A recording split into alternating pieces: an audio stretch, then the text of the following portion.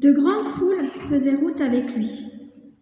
Il se retourna et leur dit : « Si quelqu'un vient à moi et ne déteste pas son père, sa mère, sa femme, ses enfants, ses frères, ses sœurs et même sa propre vie, il ne peut être mon disciple.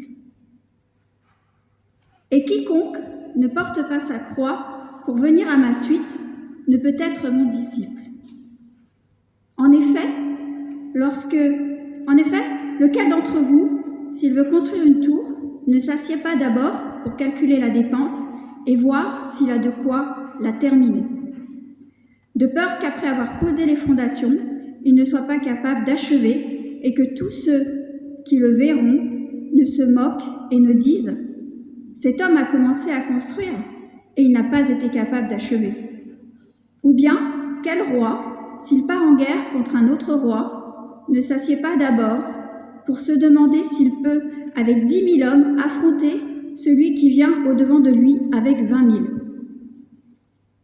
Sinon, tandis que l'autre est encore loin, il lui envoie une ambassade pour demander les conditions de paix. Ainsi donc, quiconque d'entre vous ne renonce pas à tous ses biens ne peut être mon disciple.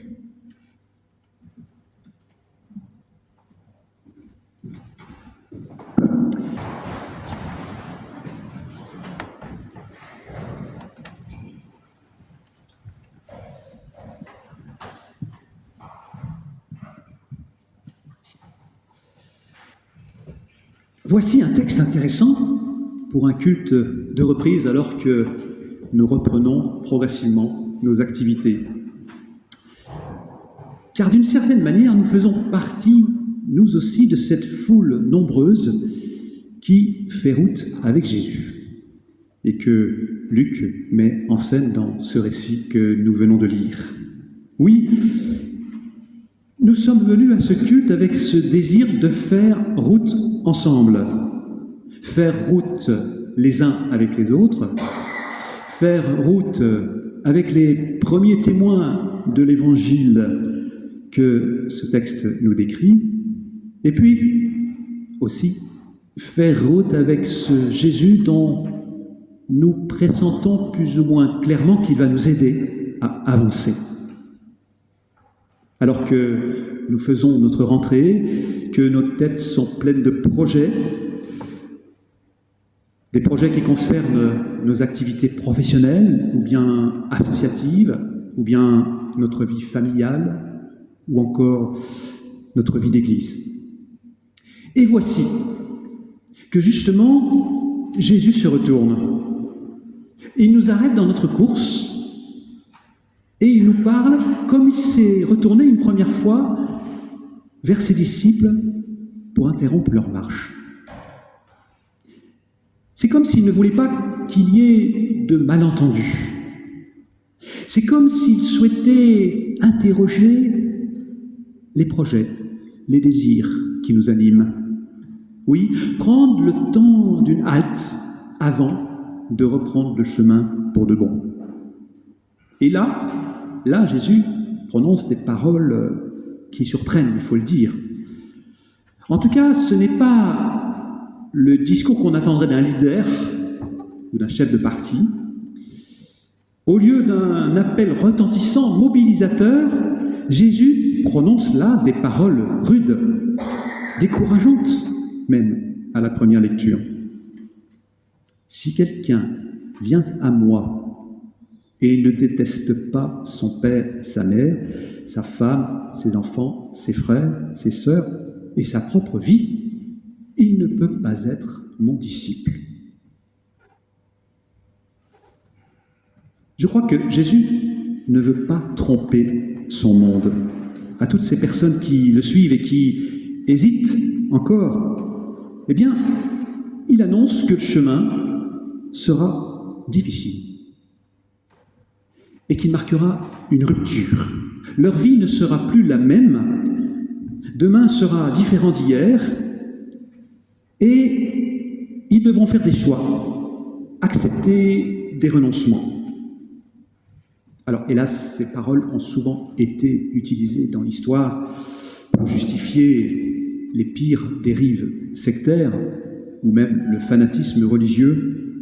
C'est ainsi que des femmes, des hommes ont été contraints de quitter conjoints, enfants, parents, profession, maison et tout ce qu'ils possédaient pour suivre un gourou qui alors cherchait à prendre le pouvoir sur eux en les coupant de toutes leurs relations passées, en les coupant de leur passé, et aussi en les persuadant de renoncer à leurs propres désirs, à leurs propres aspirations. Oui, un grand nombre de sectes religieuses ont fleuri sur ce terreau-là de la haine. Haine de soi, haine des autres, haine de sa propre famille. Sans aucun doute, cette parole de Jésus, sortie de son contexte, a servi de justification aux manipulations les plus perverses et aux actes les plus barbares. Pour cette raison, il convient de lire cette parole en la resituant dans l'ensemble de l'enseignement de Jésus. D'abord en remarquant que dans la langue de Jésus, qui est l'araméen, le mot « détester » ou « haïr » désigne aussi l'acte de renoncer. Plutôt qu'un sentiment de haine qui macère en soi, il s'agit plutôt d'un renoncement. Et tous les parallèles qu'on trouve de cette parole dans le Nouveau Testament partent dans ce sens-là. Il s'agit plutôt de quitter. Oui, Jésus appelle à quitter un certain passé, à laisser en arrière, à se délester, à se dévêtir. Cette image du vêtement est très présente dans les évangiles et tout particulièrement sous la plume de l'apôtre Paul. Oui, se dévêtir, lâcher prise, laisser derrière ce qui entrave notre marche. L'évangile de Jésus nous invite à une rupture, mais cette rupture n'est pas un mépris ou une violence infligée à autrui. Elle n'est surtout pas une atteinte à l'intégrité de mes proches. Elle n'est pas une négation de ce que sont les autres, de leur identité. Non, cette rupture s'apparente davantage à un lâcher-prise. Il s'agit de se dessaisir. Et c'est pour cette raison qu'après avoir dit « qui ne déteste pas sa famille et même sa propre vie ne peut pas être mon disciple », Jésus précise « qui ne porte pas sa croix ne peut pas être mon disciple ». Porter sa croix. Voici une expression importante pour Luc, puisqu'elle se trouve à 2 endroits dans son évangile, ici, dans notre texte, mais aussi au chapitre 9, où Jésus appelle chacun à porter sa croix pour venir à sa suite. Et il ajoute cette phrase clé, « Quiconque voudra sauver sa vie la perdra, et quiconque perdra sa vie la sauvera. » Et alors on peut comprendre ce que signifie porter sa croix. Porter sa croix, c'est accepter un lâcher-prise sur notre vie. C'est accepter que cette vie nous soit donnée et que nous ne la maîtrisions pas. C'est consentir à perdre cette vie de nos mains pour la recevoir des mains d'un autre qui est Dieu. Oui, être disciple, si je comprends bien, suppose un abandon de soi, une ouverture à un autre. Être disciple, c'est oser la confiance en tout ce qui adviendra, qu'on ne connaît pas encore, chemin faisant, avec Jésus. Quitter notre passé, quitter la sécurité d'un univers familier pour un présent, un avenir qui vient à nous sans qu'on le maîtrise. Dit autrement, je ne crois pas qu'il nous soit demandé ici, dans ce texte, de renoncer à nos aspirations les plus profondes et à nos désirs, à tout ce qui nous anime. Je crois qu'il nous est plutôt demandé de renoncer à ce désir de maîtrise, de puissance, qui est tapi en chacun. Et les 2 petites paraboles qui suivent parlent dans ce sens, celle de l'artisan qui, avant de construire, s'assied pour calculer la dépense, pour faire un budget prévisionnel, pour s'assurer qu'il dispose de ressources suffisantes. Et puis, la parabole de ce roi qui, lui aussi, s'assied pour réfléchir, pour évaluer les forces de ses troupes avant de partir en guerre contre son adversaire.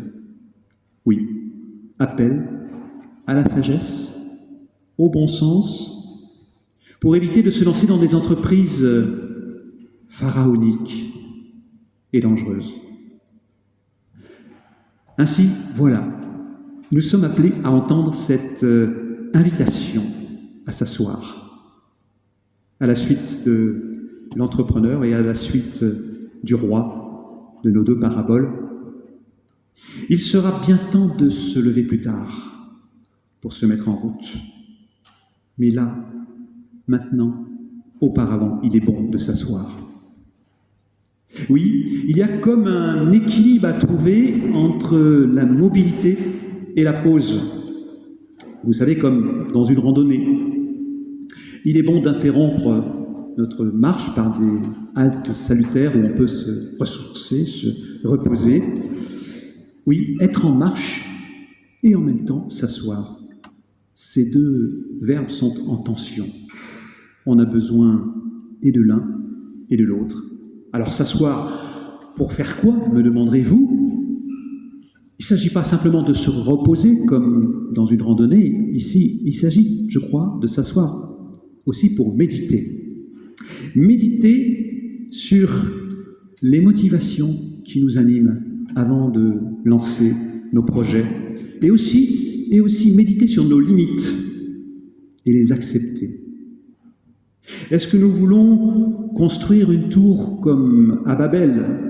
Souvenez-vous, une tour qui touche le ciel, une façon de se faire un nom, de construire notre identité par nous-mêmes, d'asseoir notre pouvoir?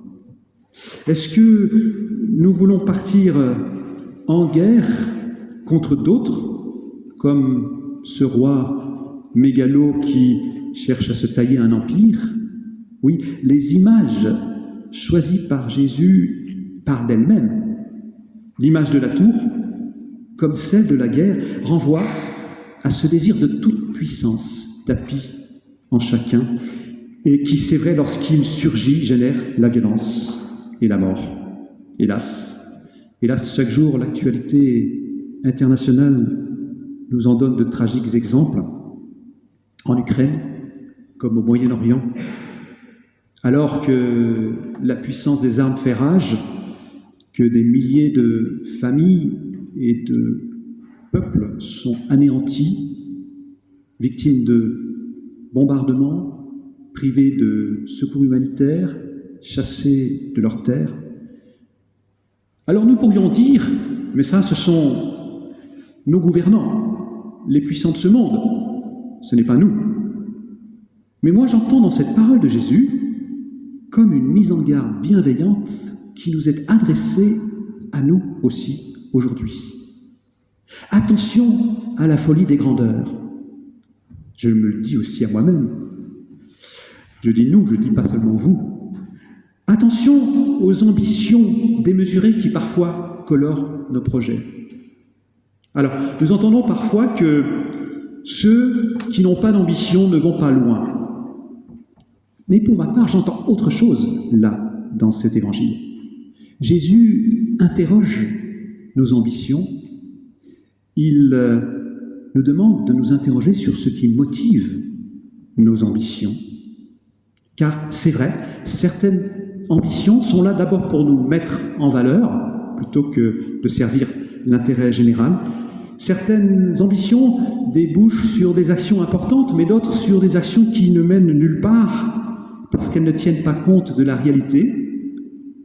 Oui, c'est qu'il se cache parfois dans nos ambitions secrètes des rêves de toute puissance qui sont si prégnants que nous ne voyons plus ce que nous devons faire de juste et de bon. Nous n'arrivons plus à discerner ce qui est juste et bon. Trop omnubilés par nous-mêmes, nous devenons aveugles, nous perdons toute lucidité sur ce qu'il convient de faire ou pas. Ça nous arrive à chacune et chacun.